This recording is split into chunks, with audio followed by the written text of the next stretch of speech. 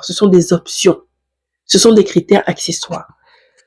Je ne compare pas l'homme à la voiture, mais quand tu achètes une voiture, tu ne te préoccupes pas d'abord de la clim.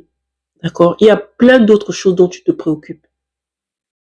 Le moteur, toutes ces choses. Les personnes qui s'y connaissent en achat de voiture savent qu'il y a des fondations d'une voiture qu'il faut regarder si tu veux quelque chose qui dure, si tu veux quelque chose qui tient dans le temps.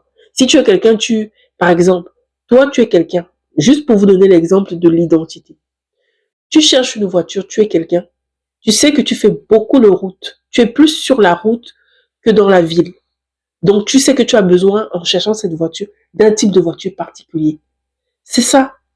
Tu vas pas te dire, mais non, moi, je veux absolument une voiture rouge. C'est ridicule. Parce que la voiture rouge, elle t'apporte quoi là? C'est une option, en fait.